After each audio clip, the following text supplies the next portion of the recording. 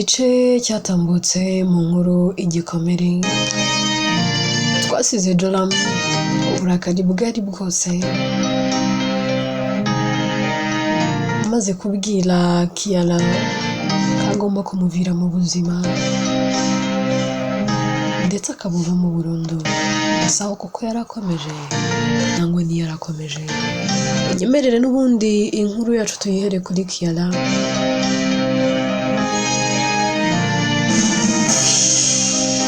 aba yicaye ku gitanda amasaha ya nijoro akuze cyane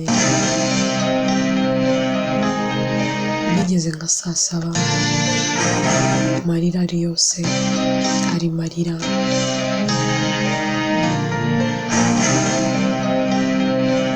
umutima ari kuvuga ati Mana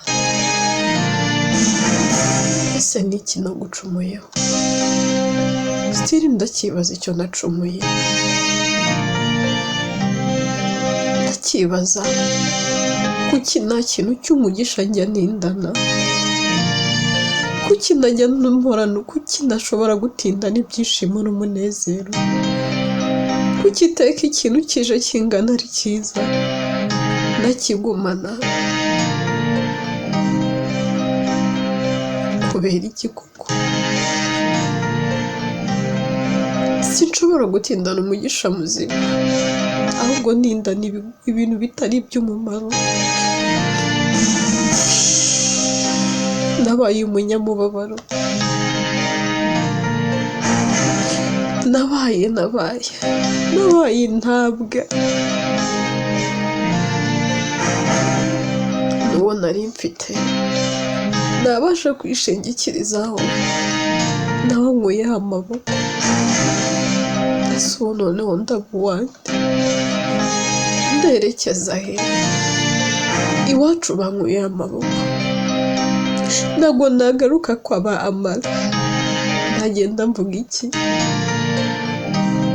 ese ubundi ndagenda nitwa iki ndi umukobwa ndi igishubaziko ndi umudivorce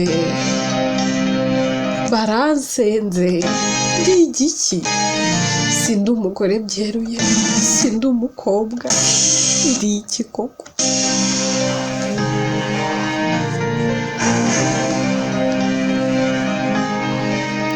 Mana kuki wangira gutya kuki wambabaza bene aka kageni ese ibintu byose bibaho ubu bireba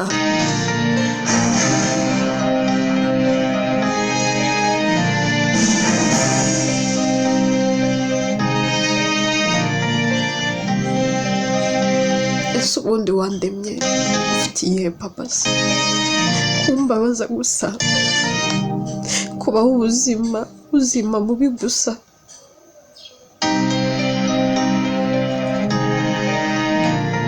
Mana ko wari uzi ko zangenza urya ko wari uzi ko nzahura n'ibibazo nk'ibi kuki wandemye ndananiwe maze kunanirwa ndumva nihebye ese ubundi wanyishe bikagira inzira n'ubundi ko buri kimwe cyose nari mfite wagitwaye ibaze niba data na mama baranyibagiwe nta n'umwe ugitekereza no kuva yamamaga basaza banjye bo nta n'uwanyitaba bakuru banjye wagira ngo bo nta nabo nigeze uragiye umazeho buri kimwe cyose nari mfite umazeho abantu bose nari mfite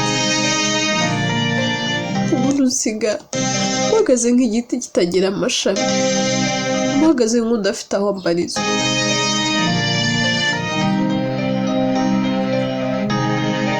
none na Joram arambwiye ngo muvira sinzagasubiza amaso inyuma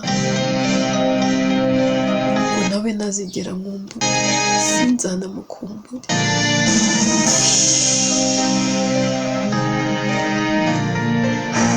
by one day ibi ni iki kibiri kumbaho.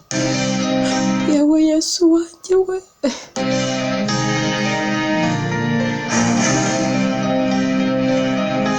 Ariko Mana, kinana rimwe urarambura akaboko ndege.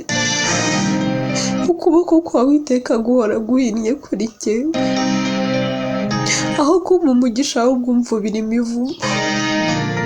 Aho kumpa umunezero ahubwo umpereza umubabaro n'agahinda. N'amahoro make nari mfite, ayo yose yaragiye. Ibyishimo nakuranye ntabyo nyigira. Icyizere cy'ubuzima cyose cyaragiye. Ese ubundi niba nta cyizere cy'ubuzima, kubaho ubundi bimariye iki?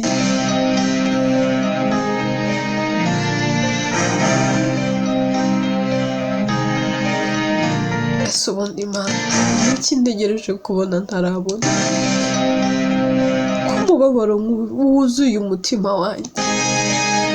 Naratengushywe, naragambaniwe, naratotejwe, narabeshyewe, naranzwe, naratawe. Mana, n'icyo usigaje kunkorera koko utarankorera? Guseba se ntabwo narasebye. Kubeshyerwa se ntabwo narabeshyewe. Gukubitwa se ntabwo narakubiswe. No mu kanya nakubiswe.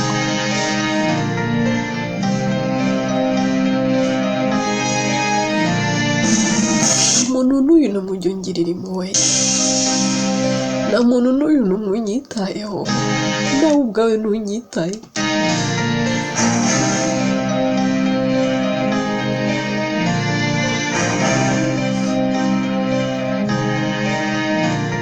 Ese ubundi ndakora iki?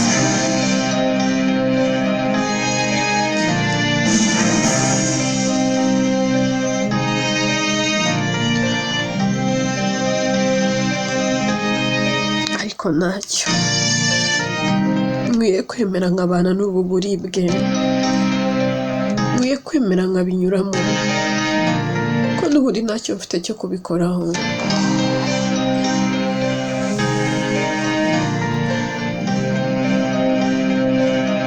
N'abandi namubujije kuryama. Yaraye yicaye.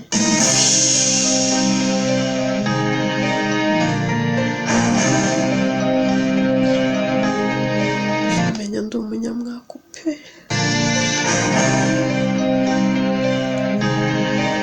Agira atya akagerageza agahaguruka, ariko aba azahaye.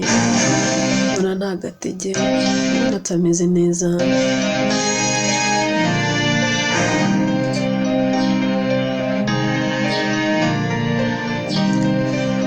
Arasohoka agasanga Joram ahantu aba yicaye hanze mu mbeho nyinshi cyane.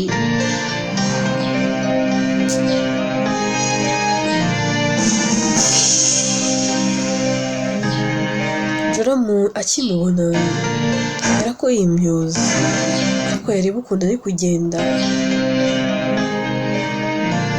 abona asa n'uri guhatiriza nta rutegeye. Asa n'ugize impuhwe ariko akabyirengagiza.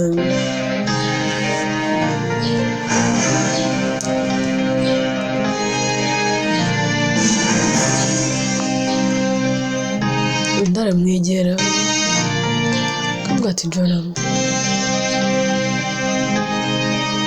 ntago wakabaye uri hano. Ntago wakabaye uri muri iyi mbeho. Burije kandi harakonje.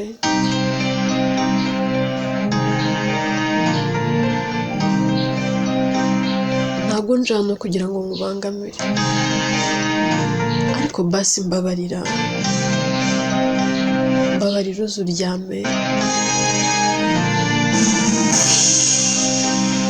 Wenda niba udashaka no kundeba mu maso yawe.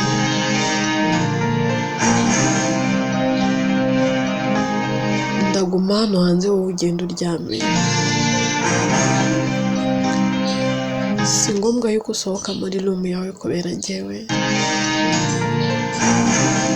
Ubundi namenyereye ububabare n'uburibwe, ibi nabyo ndaza kubirenga.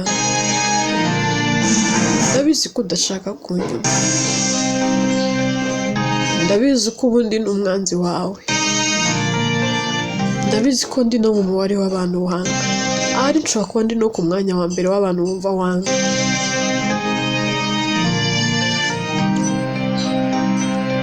Ariko please wambabarira basi ukagenda ukaryama, igitondo ufite kujya mu kazi. Urakora akazi gute utaryamye ngo usinze? Ndakumva urababaye, ntago ndi hano kugira ngo ungirire impuhwe, basi girira impuhwe.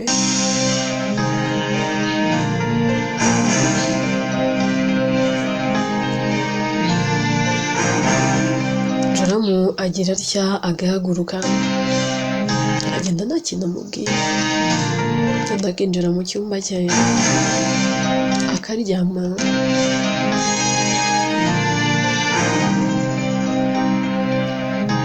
Araguma hanze muri ya mbeho atifubitse, agatangira gutengurwa, agatitira, ariko akayigumamo.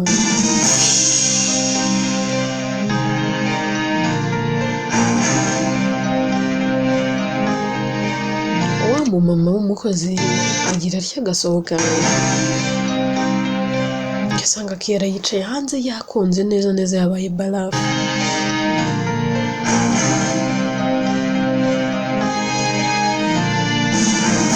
Aramureba akika, akamubwira ati Ahila, waraye hanze? Sinabwo ubona ko hanze hakonje? Kuba washwanye n'umugabo wawe biriya ni ibintu bisanzwe, ntabwo wari kuza kuryama hanze, nako ntabwo wari kuza kurara hanze. Uraye wicaye, nibwo ukiva kwa muganga, nturakira n'uroroherwa, ntumeze neza, nturandebera.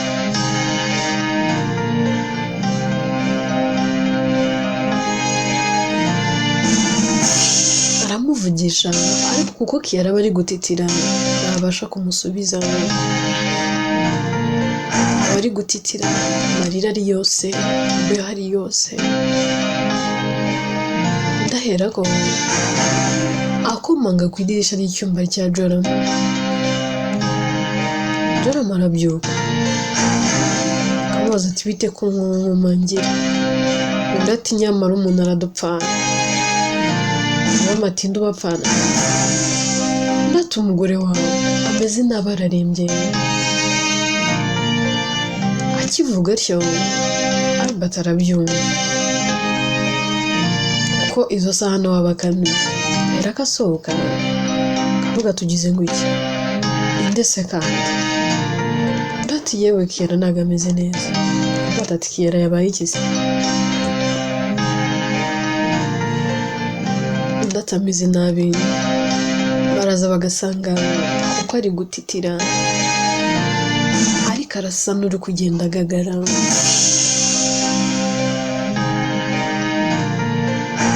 Agira atya akamuterura, akamwinjiza mu nzu, akamworosa, ibintu byose bishoboka arebe ko imbeho afite yashira.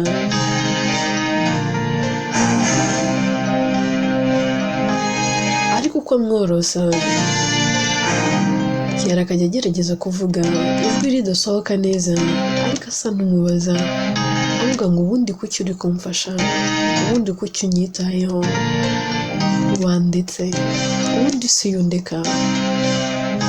Joramu ntabwo aba yitaye ku byo undi aba ari kumubwira.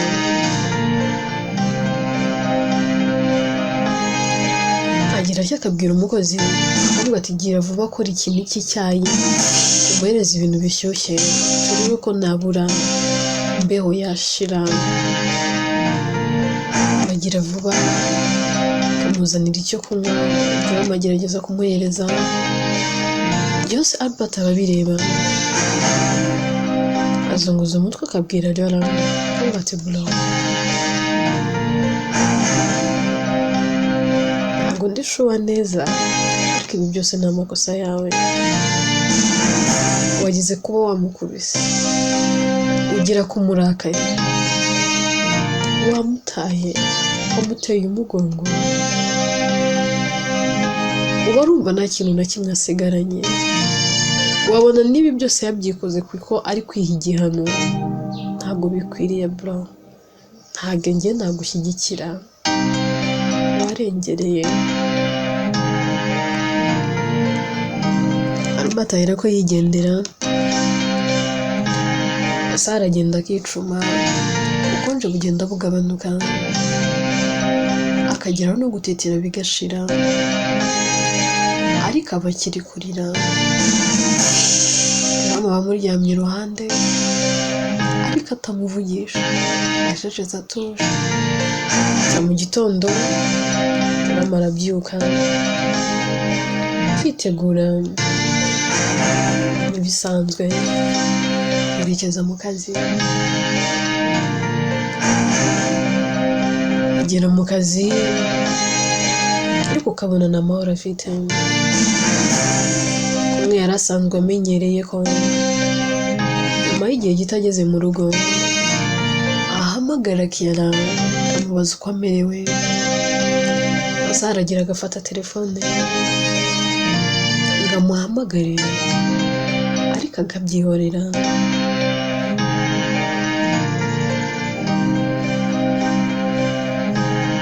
Kiara nawe ageraho akabyuka, ariko yabyuka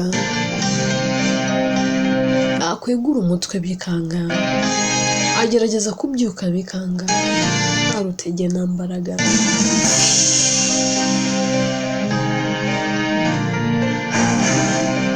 Abura icyo akora akaguma aryamye. Abimataza mu cyumba cye, kuvuga ati muramu utabyutse byakugendekeye gute? Kiara ati ndaje mbyuke. Numvaga ngishaka kuba ndi mu buriri, agerageza kwihagararaho agahisha Albert ikijya mbere.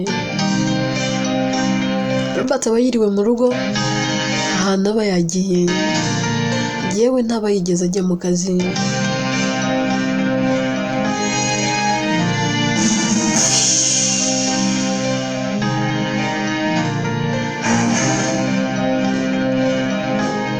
Kiara akomeza kuganira na Albert.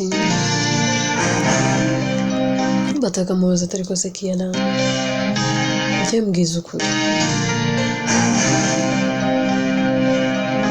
undi koko urabikoze? Kiara ati muramu wanjye, nako Albert, ntabwo ukiri muramu wanjye, unatuwe yandiwe. Kiara ati oya ntabwo uriwe, reka tubyihorere, nyine ubwo hari kera. Njye nkimara gutwita byabanje kungora kubyumva, numva n'umutima wanjye nturi kubyakira. Nakibuka uburyo byagenze, uburyo naryamanyemo na mukuru wawe, numva binteye igikomere.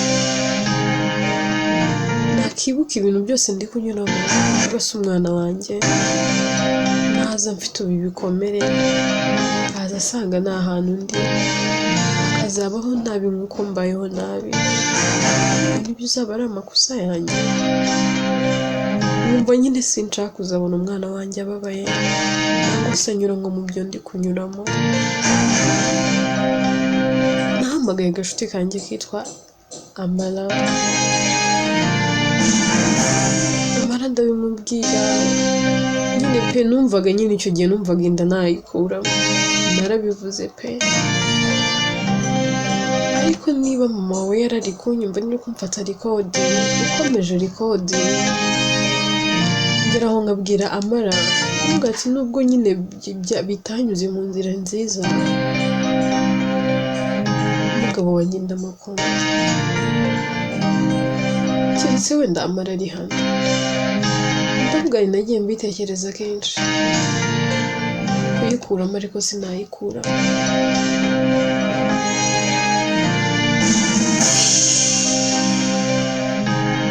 Ni igicucu nyabaki cyo kuba nakiyekura. Ese ubundi naba nagira ubwenge kuyiherevo yo kuba nakitera yambura umugisha Imana yari Imana. Ese nabwirwa n'iki ko atari we wenyine Imana yari kuzaba? Iwacu turi abakristo, nzi icyaha n'ikibi, nzi kurobanura icyatsi n'ururo, nzi ibyo Uwiteka yanga. Ndarahira ku Mana yo mu ijuru nta wundi muhungu nzi uretse Joram. Ari wa mukobwa wiyubaha wihesha agaciro, wirinda, ariko nuko byagenze. Ngira ukuntu narenga nakora iyo mistake. Nabizi wenda mu rugo byari kubagora, ariko bari kugeraho bakabyakira, bakanabyumva.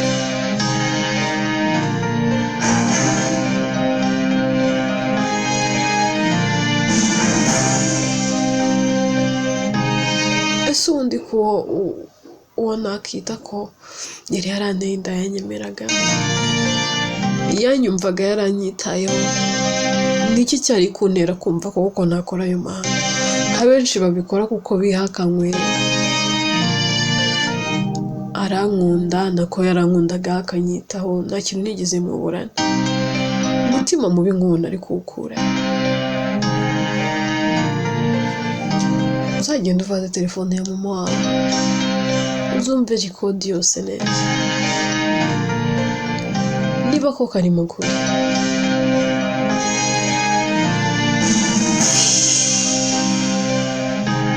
Akaba yaranandikodinze azabumvishe full record, ariko ubumvisha igice, kereka niba yarafashe ibice. Ariko ndazi neza ko kano kanyura mutuhamagaye Amara ntago yakubwira ibitandukanye n'ibyo nkubwiye. Ati ngenda kwizeye, ariko basi yigiye mukuru wanjye. Ndabizi neza namara gucururuka azagusaba imbabazi.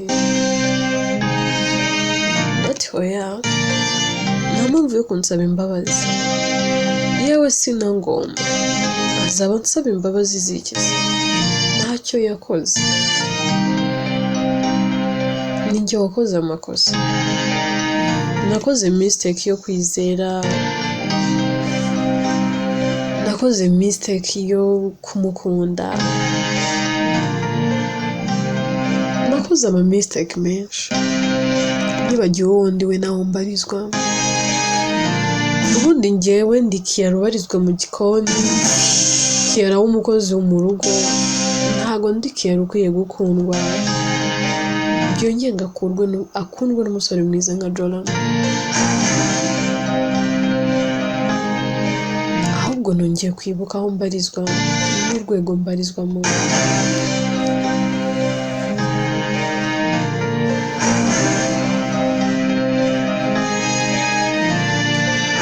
Ahubwo atati si ibyo ngibyo.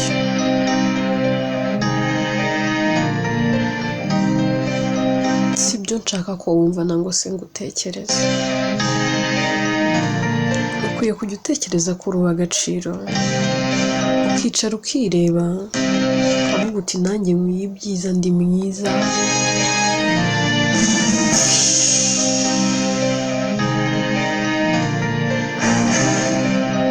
Ejo hanjye ni heza, nkwiye gukundwa, nkwiye guhabwa agaciro, nkwiye ibirenze. Ese kuki wumva ko Joram atagukwiye? Ahubwo kuki utakumva ko umurenze? Ahubwo ari wowe wakabaye yapushinga kugira ngo akugire. Umukobwa mwiza Ayla, wiyubaha kandi ugira indangagaciro.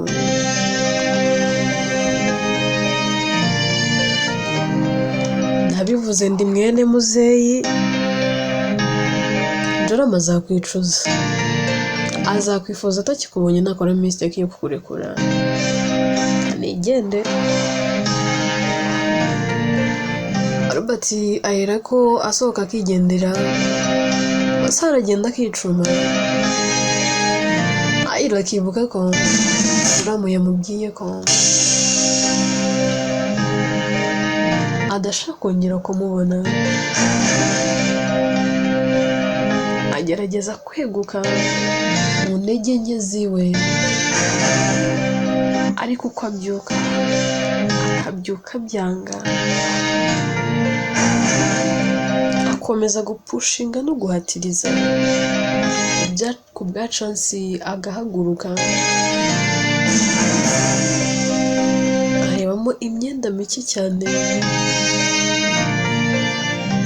ko ababona ko nta rutege atari bubashe kuyitwara yose.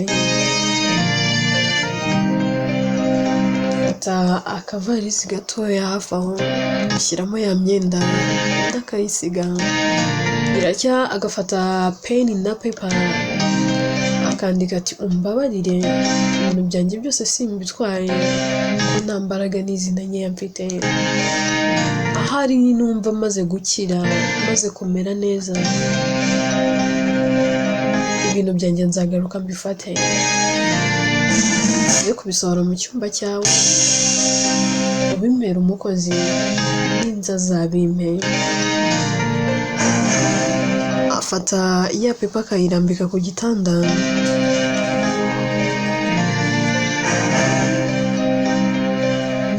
Mu ntege nke ziwe agerageza koga, ariko ukabona wapi.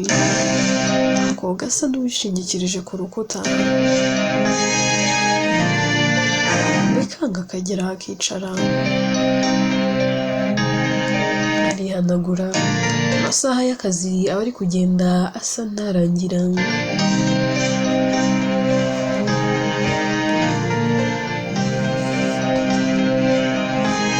Igihe cya Joramu cyo gutaha kiragera.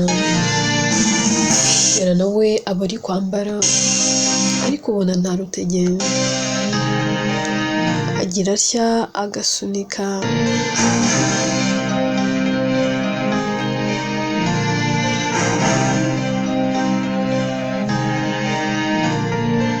Umuryango w'icyumba agacishaho valise, gake agasohoka. Ariko abakurura valise ari nako yishingikirije ku rukuta, agenda arufasheho. Ntago aba yagakomeye. Akomeza kugenda atyo gake agenda. Albert aramubona, avuga ati Ayla urasaze se? Mbona ukurura amavalizi, nawe niwibereyeho n'uriho urakurura valizi ujya. Yarati ndagiye. Ndati sugiye reba amasaha ageze.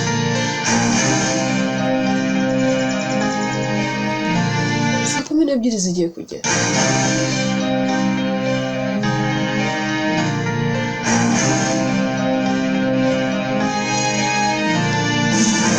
Ati ndagiye yewe, ndagiye uze kunsezerera kuri Joramu. Robert ariko siko muri serious se? None se kuba yakubwiye ngo nagashaka kongera kukubona ugende nawe kuko uragiye. Umugore we urava muri uru rugo ngo bigende gute? Niba inda yaravuyemo nagutera indi nda, icyo ni ikibazo. Kereka niba atakibishoboye.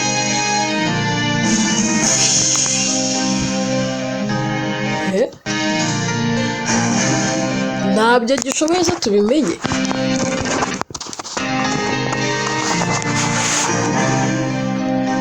Garuriye valise mu nzu kera. reba n'ukuntu umeze urarembye ntabwo umeze neza urabona uri bubashe nabura no kwigeza mu muhanda uri kugenda wishingikirije ku nzu ufata ku bikuta nugera mu muhanda hatari ibikuta birakugendekera gute Kiara ntabwo natuma usohoka muri iyi nzu inkuru yacu reka tuyisubikire ahangaha birarangira gute Kiara aragenda ntagenda Nkuru yitwa Igikomere njyewe nitwa Atete inkuru ni njye yandika kandi ninangiye wibagezaho